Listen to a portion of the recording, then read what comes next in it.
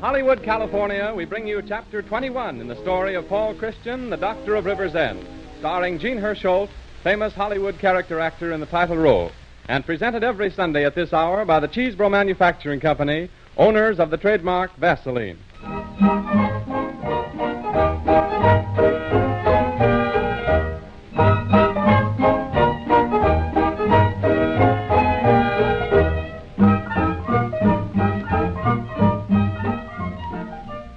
And now, starring Gene Herschel in the role of Dr. Paul Christian, we begin another chapter in the story of the Doctor of River's End.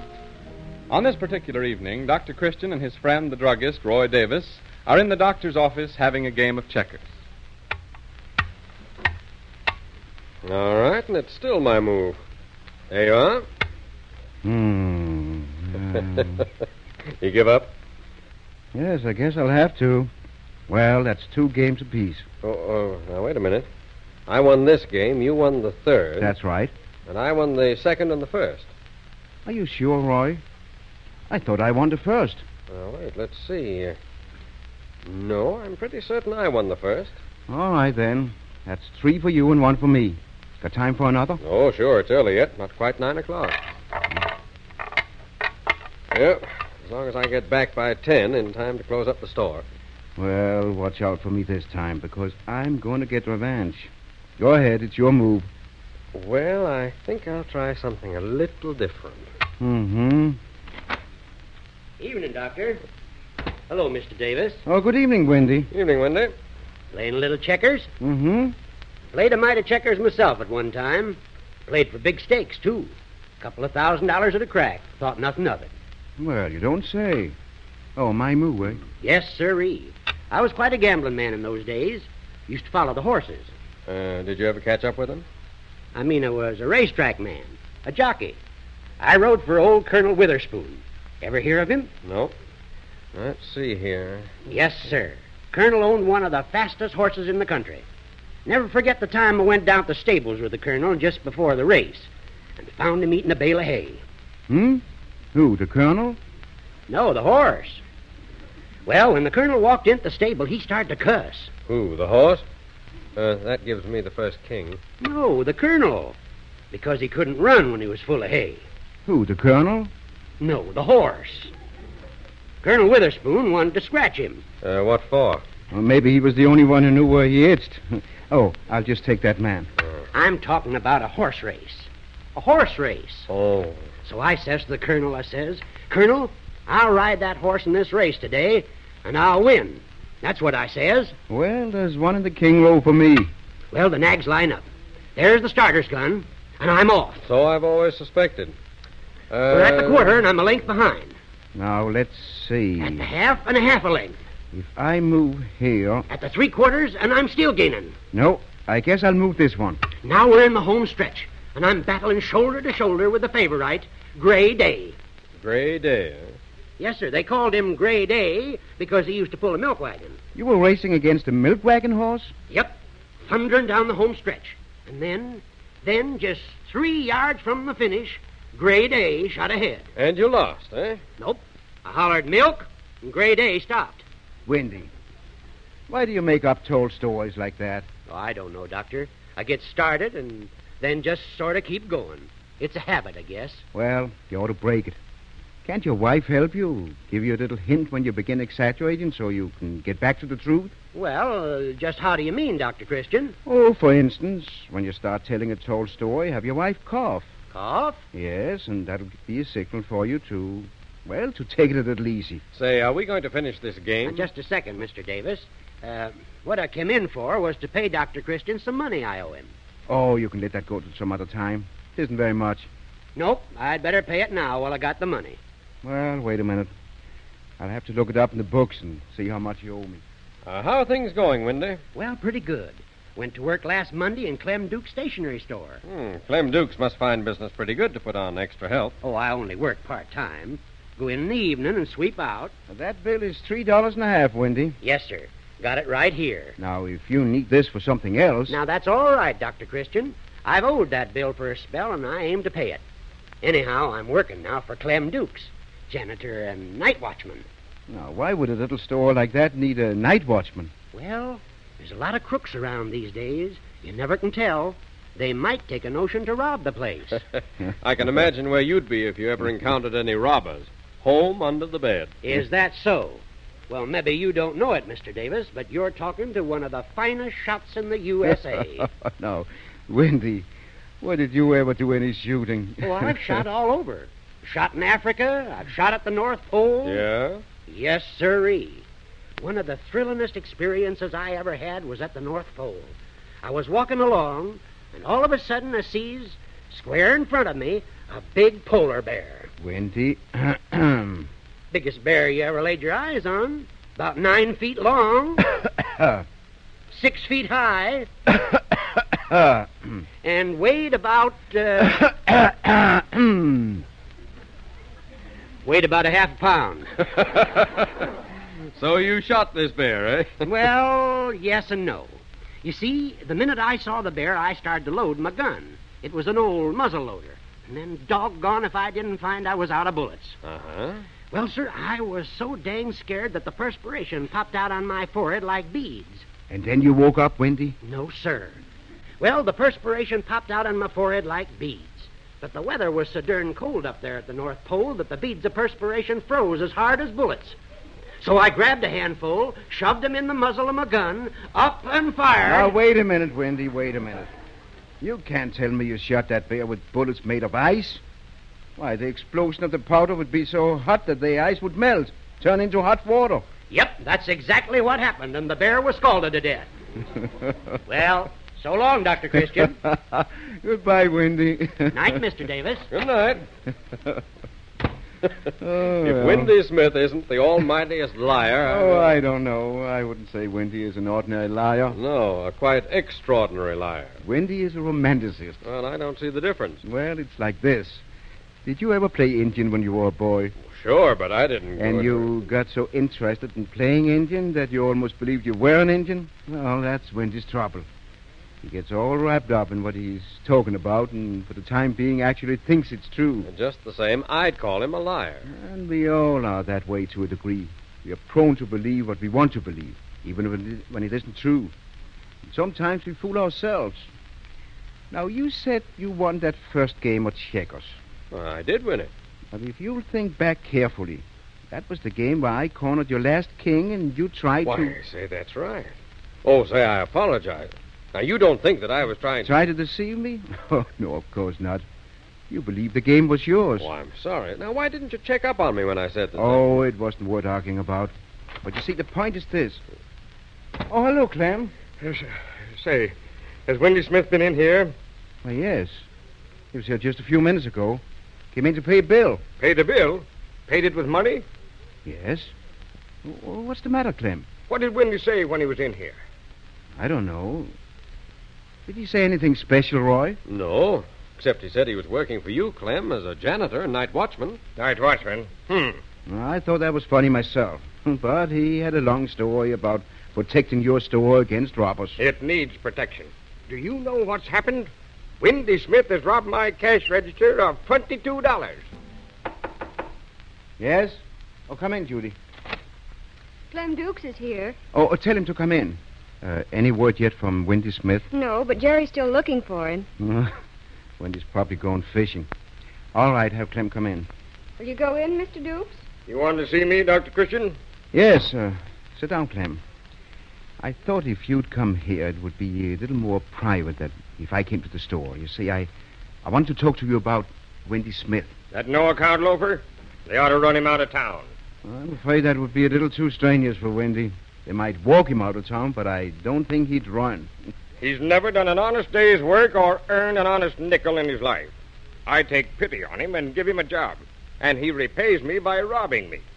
Now, how do you know Wendy took that money? Well, who else could take it? Except for Mrs. Dukes and myself, he's the only one who has the key to the store. He comes in around 6 or 7 o'clock of an evening to sweep up. Yeah, so he said. Now, last night I was in a hurry to leave on account of lodge meeting. And I forgot to take the day's receipts out of the cash register. Didn't think of it till I was on my way home after lodge. Well, I stopped in the store, and the money was gone. I still can't believe Wendy took it. He has his faults, I know, but he isn't a thief. He took it all right. Any man who lies will steal. I should have thought of that before I hired him. But I wanted to ask you, Clem. Do you intend to have him arrested? Well, I haven't made up my mind. Anyway, I think he's skipped out. So what would be the good of swearing out a warrant? Clem, I hate to see Wendy get into any trouble. Of course, now maybe he deserves it. I'll grant you that. He certainly does. But when you start making trouble for a guilty person, you usually end up by hurting innocent people. I don't see how. Well, there's Wendy's wife. You know, she's a Murray, and the Murrays are pretty nice folks.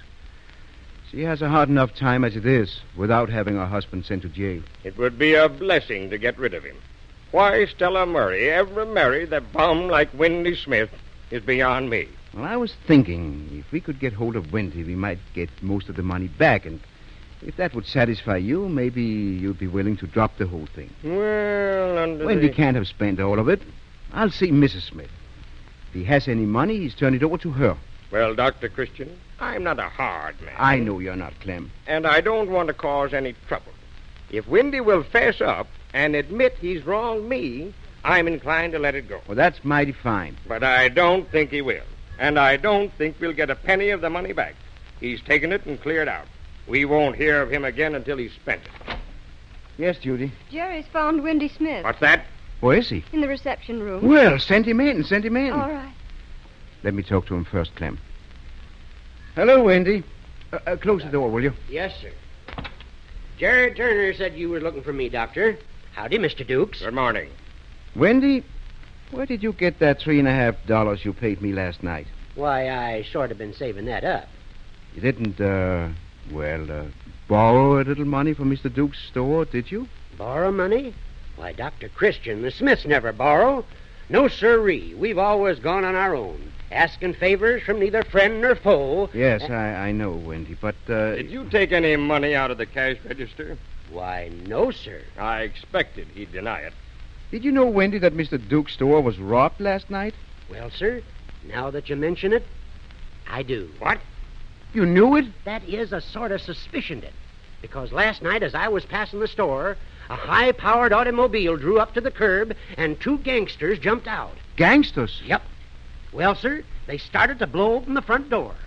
And as I say, that looked pretty suspicious. Now, Wendy. So I says to 'em, I says, "What are you guys doing?" And they says to me, "What's it to you?" And the fight's on. They rush me. I whips out my 6-shooter. 6-shooter? 5-shooter. I whips out my 5-shooter. You haven't got a revolver. Yes, but the gangsters didn't know that. They rush me.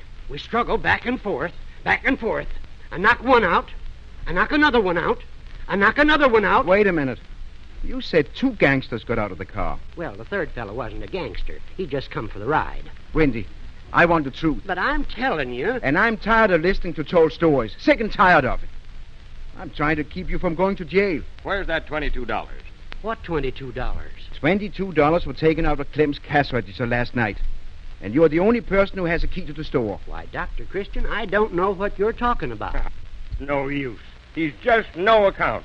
You'll never get the truth out of him. No, well, I'll get the truth, and I'll find out what became of that $22. You just wait.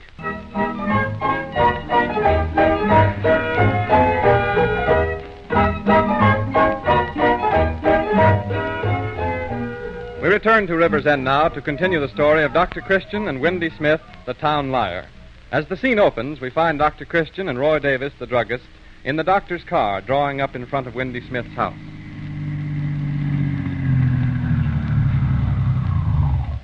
Well, there we are. Want to come in with me, Roy? To ask Stella Smith whether Wendy has stolen some money? I should say not. I had an argument with her once, and once is enough. Then you're safe. Lightning never strikes twice in the same place. It doesn't have to. You go ahead. I'll wait here. And catch you when you come out.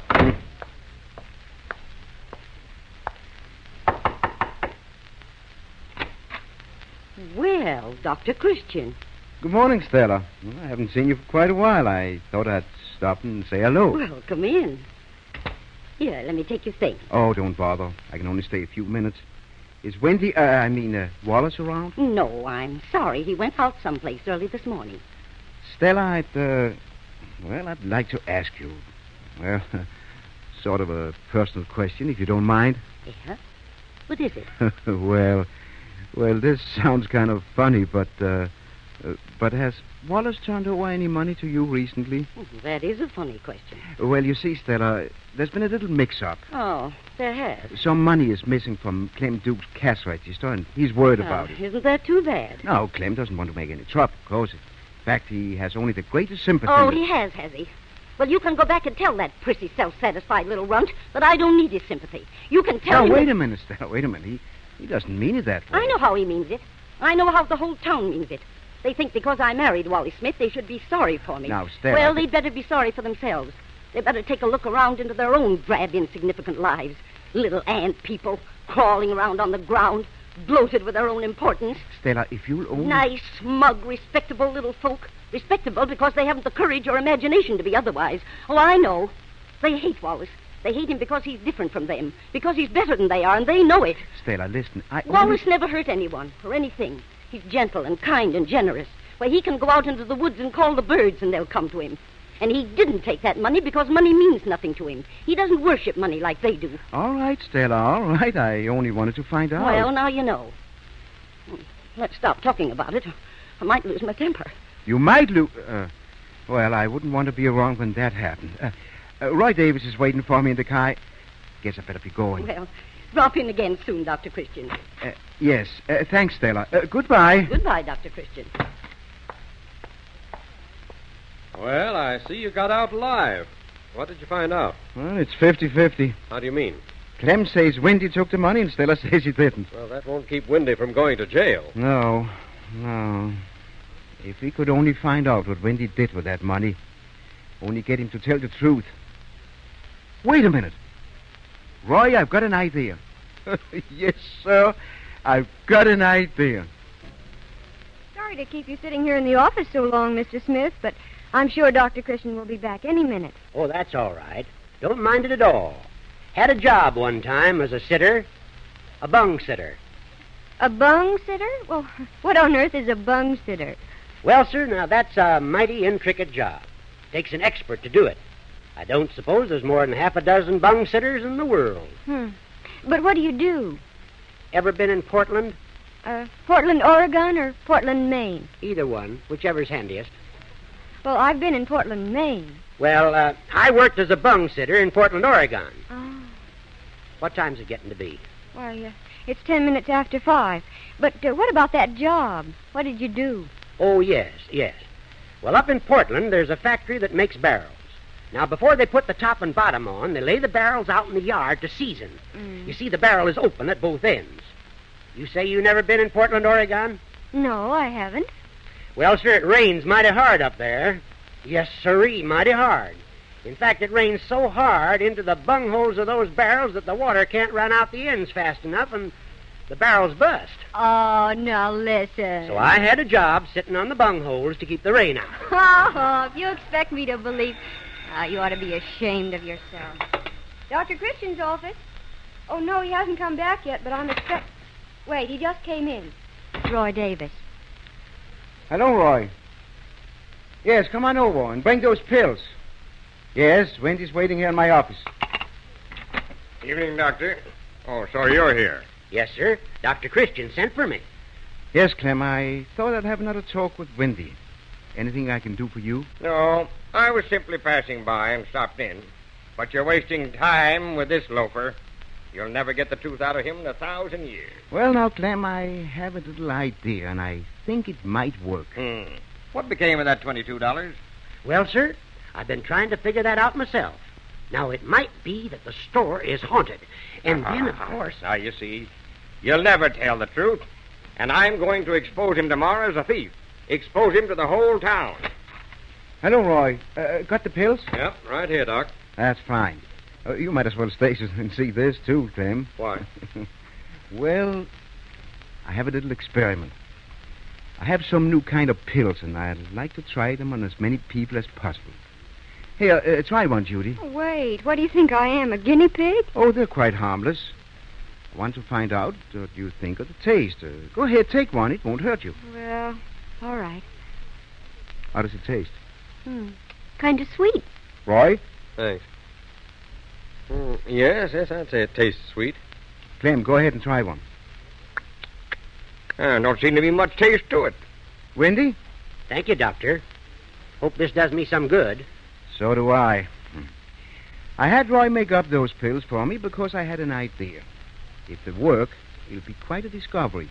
I called them truth pills. Truth pills? Yes, you've heard about certain drugs making people tell the truth, haven't you? Well, And if these work, a person will come right out with the truth. Nothing can stop it. you don't say. You hear that, Wendy?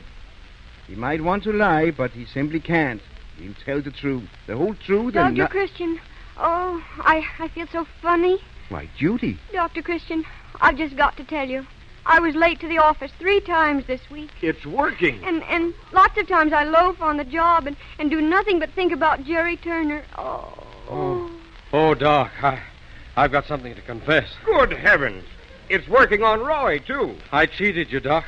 I said I won a game of checkers when I didn't. I cheated. Where am I? Now, Wendy, you see how it is? And when that pill starts working on you... Wait. It's got me. I've got to tell you. Clem, Wendy didn't take that money. I took it. What? you... I you had it in took my it. pocket when I left the store and went to the lodge meeting. And then I got into a little game of poker with the But boys, Mr. Dukes. and I lost it. Lost it playing poker. Oh, Well, you know how my wife is, Dr. Christian. but... She'd give me heck if she found it out, so I... Mr. Dukes, this is all a joke. A joke to trick Wendy. Yes, those pills contain nothing but sugar. Oh, my conscience. Yes. It's about time your conscience began getting on the job. You simply imagined the pill worked. Well, I guess my experiment is a success after all. So you accused Wendy of stealing the money, hmm? I suppose you figured nobody would believe its denial anyway. I had to do something. Oh, you folks won't tell anybody, will you? If you do, it'll ruin me. Disgrace me. You didn't hesitate to disgrace Wendy. I know, but I was desperate. I had to tell my wife the money was gone that very night. I didn't have time to think. If you'll only keep quiet... Well, it isn't any of our business, Clem. You'd better take it up with Wendy. Yes, how are you going to clear him? Oh, Wendy, I'm sorry. I knew you didn't take the money, Why, but... of course I didn't take it. And I'll tell you exactly what happened. That money was stolen by bandits. Saw 'em sneaking out the back way as I went in the front. Couldn't tell who they was because they wore masks. Well, sir, I reached for my Oh, gun. now, Wendy, do you think we believe that? Never mind, Judy, never mind. That's as good an explanation as any. And we'll have to believe it. Don't forget, Wendy just swallowed the truth pill.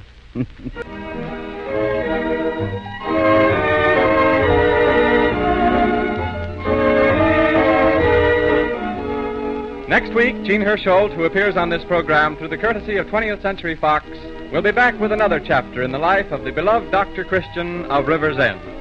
This is Art Gilmore bidding you good afternoon for the makers of Vaseline Preparation. This is the Columbia Broadcasting System.